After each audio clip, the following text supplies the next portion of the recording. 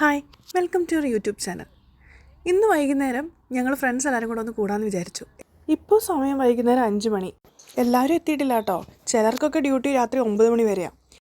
എന്തായാലും ഷിബിൻ ചേട്ടനും അച്ചാച്ചനും പണി തുടങ്ങി അടുക്കളയിൽ. ആ സമയം കൊണ്ട് ഞാൻ സാറക്കുട്ടിനെയും കൊണ്ട് പാട്ട് പാടിച്ചു. അവളുടെ പാട്ട് ഞാൻ ആദ്യമായിട്ടാണ് കേൾക്കുന്നത്. അതിനൊരു കാരണമുണ്ട്. അവർ അയർലൻഡിൽ വന്നിട്ട് വെറും ഒരാഴ്ചയായിട്ടുള്ളൂ. അവളുടെ അനിയത്തി റേച്ചലും എവിൻകുട്ടനും ഭയങ്കര കളിയായിരുന്നു. ഷിബിൻ ചേട്ടൻ ബീഫ് കറിയുടെ പണി ഏറ്റെടുത്തു. അച്ചാച്ചനാട്ടെ ഗ്രില്ല് ചെയ്യാനുള്ള ചിക്കനെല്ലാം മസാലെല്ലാം വരട്ടെ. അതിനുള്ള ഹെൽപ്പ് ചെയ്യാൻ സെറോച്ചേട്ടനുണ്ട്, എബിച്ചേട്ടനുണ്ട്. അപ്പോൾ ഞാനും ഷെറിൻ ചേച്ചി, ലിൻസിയും ജോയ്സ് ചേച്ചിയൊക്കെ ഫ്രീ ആയില്ലേ. ഞങ്ങൾക്ക് വേറെ പണിയൊന്നുമില്ല. ഞങ്ങൾ പിള്ളേരെയും നോക്കി അവരുടെ കളിയും കണ്ട് ഇവരുണ്ടാക്കുന്നതും കണ്ട് വീഡിയോ എടുത്ത് ഞങ്ങളിതേ ഇങ്ങനെ നടപ്പാം. കണ്ടോ ഷെറിൻ ചേച്ചിയുടെ കാര്യം. ഈ ചേച്ചിക്ക് വീഡിയോയിൽ മുന്നിൽ വരാൻ ഭയങ്കര മടിയാണ്. അതുകൊണ്ടാണ് ആ ഗ്രില്ലിൻ്റെ അടപ്പെടുത്ത് മുഖം മറച്ചിരിക്കുന്നത്. ഞാനും കുഞ്ഞിപ്പെണ്ണും കൂടെ അതിൻ്റെ ഇടയിൽ സംസാരിക്കുന്നുണ്ട്. ഷിബിൻ ചേട്ടൻ എന്തെങ്കിലും ഹെൽപ്പ് വേണമെന്ന് അറിയാൻ വേണ്ടി അടുക്കളയിൽ പോയി. കാരണം ഷിബിൻ ചേട്ടൻ ഒറ്റയ്ക്ക് അടുക്കളയിലും ബാക്കി എല്ലാവരും പുറത്ത് ഗ്രില്ലും ചെയ്യുവാണല്ലോ. ചേട്ടൻ ഒരു ഹെൽപ്പ് വേണ്ട. ചേട്ടൻ പറഞ്ഞ് എല്ലാം ഒറ്റയ്ക്ക് ചെയ്തോളെന്ന്. ആയിക്കോട്ടെ, നമ്മൾ ഹാപ്പി, ഷിബിൻ ചേട്ടനും ഹാപ്പി. കണ്ടില്ലേ, ബീഫ് കറി ഓൾമോസ്റ്റ് ആയെന്ന് തോന്നുന്നു. ദേ ലാസ്റ്റ് ഇടാൻ വേണ്ടി മല്ലിയിലും പുതിനയിലും ഞങ്ങളുടെ ചെടിയിൽ നിന്ന് വന്ന് പറിക്കുന്നത് കണ്ടോ ഷിബിൻ ചേട്ടൻ. അതിനിടയിൽ പിള്ളേർ സെറ്റെല്ലാം കളിച്ച് ടയേർഡായി അവരെല്ലാം ദേ കാർട്ടൂണിൻ്റെ മുന്നിലായി. വീണ്ടും ഞങ്ങൾ ഗ്രില്ലിൻ്റെ അവിടെ പോയി. അപ്പോഴാണ് ഗ്രില്ലെല്ലാം ഇടുന്നതിൻ്റെ ഞങ്ങളുടെ ലീഡർ അങ്ങ് എത്തിയത്, ജെയിൻ ചേട്ടൻ. സാധാരണ ഇവിടെ ഗ്രില്ല് ചെയ്യുമ്പോൾ മെയിൻ ലീഡർഷിപ്പ് കൊടുക്കുന്നത് ജെയിൻ ചേട്ടനാണ് കേട്ടോ. ജെയിൻ ചേട്ടനുണ്ട്, രാജീവ് ചേട്ടനുണ്ട്. അവർ ഡ്യൂട്ടി കഴിഞ്ഞ് വന്നതേ ഉള്ളൂ.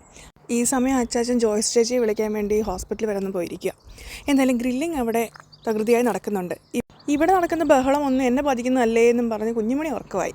എന്തായാലും ഗ്രില്ല് ഓൾമോസ്റ്റ് ആവാറായി. നമുക്ക് തിരിച്ചിടാനുള്ള സമയമായി.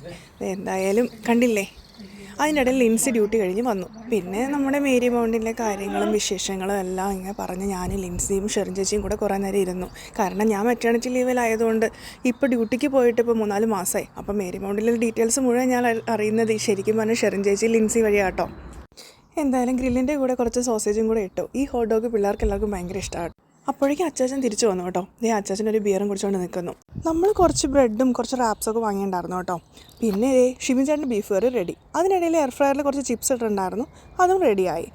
അങ്ങനെ ഫസ്റ്റ് സെറ്റ് ചിക്കൻ ഗ്രില്ല് ചെയ്തതും ഹോട്ട് ഡോഗ് റെഡിയായി. അപ്പോഴേക്കും പിള്ളേരൊക്കെ വിശന്ന് തുടങ്ങി കേട്ടോ. കാരണം ഈ വെട്ടം കാണുമ്പോൾ നിങ്ങൾക്ക് തോന്നുന്നുണ്ടാവും സമയം ഇപ്പോഴും 6 മണി 7 മണിയാണെന്ന്. അല്ലെന്നേ, സമയം ഓൾറെഡി 10 മണിയോട് അടുത്തു. ഇപ്പോൾ ഇവിടുത്തെ സൺസെറ്റ് ലേറ്റ് ആയതുകൊണ്ടാണ് നിങ്ങൾക്ക് ഇത്രയും വെട്ടം തോന്നുന്നത്. ആക്ച്വലി ഞങ്ങളുടെ ഈ ബാക്ക് സ്പേസിൽ ഒരു ലൈറ്റ് പോലും ഇല്ല കേട്ടോ. ഇതാണ് ജോയ്സ് ചേച്ചി. ഞങ്ങൾ ഇത്രയും ചേച്ചിനെ വെയിറ്റ് ചെയ്തത് കാരണം ഇന്നലെ, അതായത് മെയ് 10-ന് ജോയ്സ് ചേച്ചിയുടെ ഹസ്ബൻഡിൻ്റെ ബർത്ത്ഡേയാണ്. അതായത് ഞങ്ങളുടെ സെറോ ചേട്ടൻ്റെ ബർത്ത്ഡേയാണ്.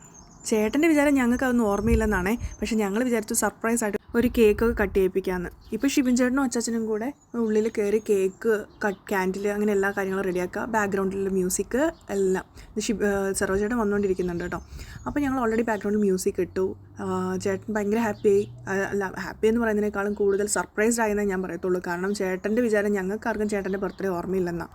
എന്തായാലും ഞങ്ങളുടെ മനസ്സിൽ ഇതായിരുന്നു പ്ലാൻ. അതുകൊണ്ട് തന്നെ ഇന്നലെ ഞങ്ങൾ ചേട്ടനെ വിഷ് ചെയ്യാനും പോയി. എന്നാലും ചേട്ടൻ ഇത് ഹാപ്പി ആയെന്ന് ഞങ്ങൾ വിചാരിക്കുന്നു. ഹാപ്പി എന്നല്ല പറയേണ്ടത്, സർപ്രൈസ്ഡ് ആയി. എന്നാൽ അതേപോലെ തന്നെ ജോയ്സ് ചേച്ചിയും പിള്ളേരും ഹാപ്പിയായി. അവരും ഇത് എക്സ്പെക്ട് ചെയ്തില്ല. പക്ഷെ ഞങ്ങൾക്കൊരു ഡൗട്ട് ഉണ്ടായിരുന്നു, സാറ് ഞങ്ങൾ വെച്ച കേക്ക് കണ്ടോ എന്ന്. പക്ഷെ അവിടെ പറഞ്ഞില്ല എന്ന് തോന്നുന്നു കേട്ടോ.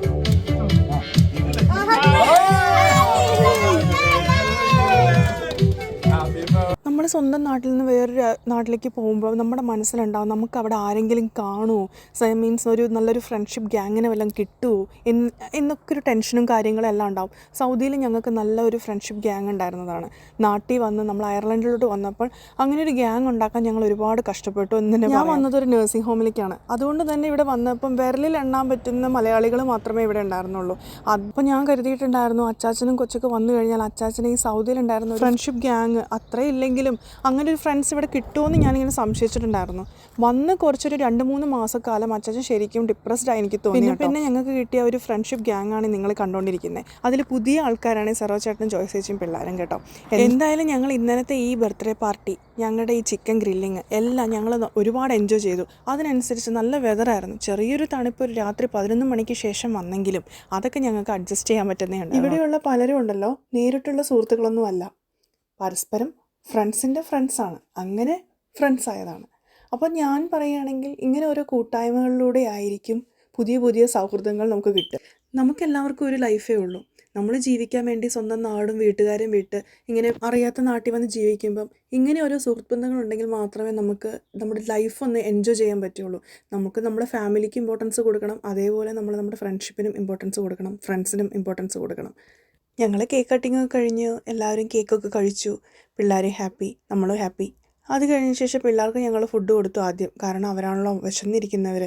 ഞങ്ങൾക്കും വിശപ്പുണ്ട്, ഇല്ലയെന്നല്ല. എന്നാലും അവർ കഴിച്ചിട്ട് നമുക്ക് കഴിക്കാമെന്ന് കരുതി പിള്ളേർക്ക് എല്ലാവർക്കും ഫുഡ് കൊടുത്തു. ഇതിനിടയിൽ ഷിബിൻ ചേട്ടൻ്റെ ഒരു ഗാനമേളയൊക്കെ ഉണ്ടായിരുന്നു കേട്ടോ.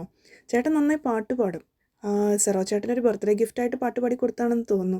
എന്തായാലും എനിക്കൊരു ആഗ്രഹം ഉണ്ടായിരുന്നു സാറക്കുട്ടിയും കൊണ്ടും പാട്ട് പഠിക്കണമെന്ന്. പക്ഷേ ഓൾറെഡി ലേറ്റ് ആയിരുന്നു. പിള്ളേർ ഫുഡ് കഴിച്ച് നമ്മൾ ഫുഡ് കഴിച്ച് എല്ലാം കഴിഞ്ഞപ്പോൾ തന്നെ സമയം 11:30 പിന്നെ അവളെയും കൊണ്ട് പാട്ട് പഠിക്കാമെന്ന് വെച്ചാൽ അവൾ ഇത്തിരി ഷൈയും കൂടിയാണ്. പിന്നെ ഞാൻ കരുതി വന്നതല്ലേ ഉള്ളൂ, കുറച്ചും കൂടി കഴിയട്ടെ, അടുത്ത പാർട്ടിക്ക് അവളെ കൊണ്ട് പാട്ട് പഠിക്കാൻ. ഞങ്ങളെല്ലാവരും കുറച്ചേരം കൂടെ സംസാരിച്ചിരുന്നു. പക്ഷേ 12 മണിയോട് എടുത്തപ്പം എല്ലാവരും മെല്ലെ ഇറങ്ങി തുടങ്ങി. കാരണം വന്നവരിൽ പലർക്കും നാളെ ഡ്യൂട്ടി ഉണ്ടേ, അതാണ്. അങ്ങനെ ഞങ്ങൾ കൊച്ചു പാർട്ടി ഞങ്ങൾ അവസാനിപ്പിച്ചു. Thank you for watching.